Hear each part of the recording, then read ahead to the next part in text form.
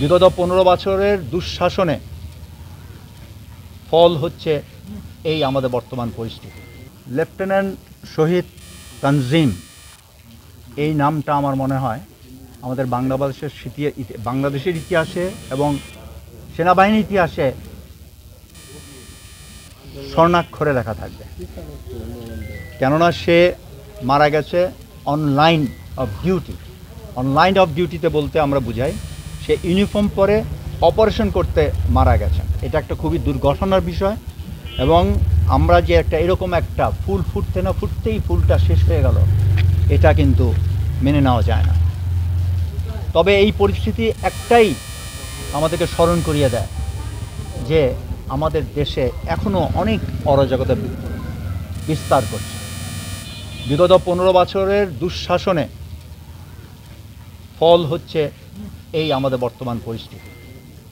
এই ডাকাত আকারে কিংবা সন্ত্রাসী আকারে দেশকে যারা অস্থিতিশীল করছে তাদের বিরুদ্ধে আমাদের সবাইকে ধর্ম, বর্ণ সব কিছু ভেদাভেদ, পার্টি পলিটিক্স সব কিছু ভেদাভেদ পিছনে রেখে আমাদের একত্রভাবে কাজ করতে হবে। আমাদের এই অন্তর্বর্তীকালীন যে সরকার দ্বিতীয় বিপ্লব, দ্বিতীয় স্বাধীনতা পরে এসছে, একে কোনো মতে ফেল করা যাবে এবং এখানে আমাদের সবাইকে সহযোগিতা করতে হবে যাতে আমরা চিরতরে যে বাংলাদেশে যাতে আর কোনো সময় ফ্যাসিবাদী সরকার না উঠতে হতে পারে সেই চেষ্টা করতে হবে। আমি ব্যক্তিগতভাবে মনে করি যদি সেনাবাহিনীকে আমরা ডিপলিটিসাইজ করতে পারি এবং আমরা ইলেকশন কমিশনকে যদি স্বাধীন করতে পারি অ্যান্ড ট্রান্সপারেন্ট করতে পারি, এই দেশে কোনো সময় আর ফ্যাসিস্ট সরকার আর জন্ম নেবে না। এই দুইটা ইনস্টিটিউশন আমরা ঠিক করতে পারলেই কিন্তু ইনশাল্লাহ বাংলাদেশের মধ্যে থাকবে এবং আমরা ক্রমাগত অগ্রসর হব। আমাদের দেশের অত্যন্ত পোটেনশিয়াল। ডক্টর ইউনূসের নেতৃত্বে আপনারা কালকে দেখেছেন জাতিসংঘে উনি কয়েকটা দিনের জন্য গেছেন, উনি কীভাবে বিভিন্ন দেশের রাষ্ট্রপ্রধানরা ওনার সাথে দেখা করার জন্য উঠে পড়ে লেগেছেন। এইটা আমাদের গর্বের বিষয়। আমরা যদি একত্র হতে পারি এই দেশকে আমরা আকাশচুম্বী করতে পারব। জনগণ সবাই একত্রিত হন, এই সময় দেশকে গড়ে তুলুন, এটাই আমার বার্তা।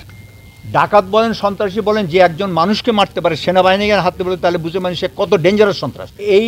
এটা কিন্তু আমাদের সমাজে কোথায় লুকিয়ে আছে রন্ধ্রে রন্ধ্রে, এটা আমাদের সবাইকে সচেতন হবে। আমার ঘরের পিছনেও যে একজন সন্ত্রাসী, এটা আমরা হয়তো অনেকে জানি না। তো আমাদের সজাগ হলে, আমাদের ঐক্যবদ্ধ হলে, যদি আমরা ঐক্যবদ্ধ হতে পারি, অটোমেটিক্যালি যারা এই পথে গেছে তারা বিপদগামী থেকে ফিরে আসবে। কারণ আফটারঅল তারাও আমাদের সন্তান। তো হ্যাঁ, এখন বিপদগামী হয়েছে, আমরাও চাই তারা আমাদের দেশের উন্নতিতে এগিয়ে আসুক, আমাদের সাথে কাজ করুক। আমরা সবাই তো একে অন্যের ভাই বোন, হানাহানি করে তো কোনো লাভ হবে না, দেশ উন্নতি হবে না।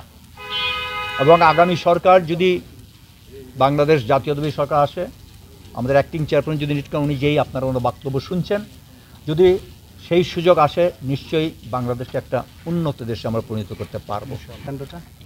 এটা আমার জন্য প্রেডিক্ট আমার করাটা ঠিক হবে না, মানে প্রত্যেকটা জিনিস অতি রঞ্জিত করে বলাটা ঠিক না। এটা একটা এনকাউন্টার ব্যাটল হয়েছে, ওখানে তারাও তাদের জীবন বাঁচাতে চাইছে, এখানে হয়তো আমাদেরও কিছু ভুল হয়েছে। এই ভুলের মাঝামাঝি ঘটা বুঝতে হবে এই লেফটেন্যান্ট তানজিমের জীবন শহীদ আকারে আল্লাহ তাকে এইভাবেই নেবেন, এইটাই আমাদের বিশ্বাস করতে হবে। সেনাবাহিনী অবশ্যই পদক্ষেপ নিচ্ছে। আমরা যতদূর জানি এটা নারী নক্ষত্র বের করার জন্য অল এজেন্সিজ আর ওয়ার্কিং। আমাদের একটু ধৈর্য ধরতে হবে এবং ইনশাল্লাহ এটা আসে এবং এসবের দ্রুত বিচার এবং ক্রিমিনালদেরকে ধরার মাধ্যমেই কিন্তু আমরা ভবিষ্যতে যারা এরকম করার চিন্তা করে তাদেরকে প্রতিহত করতে পারবো।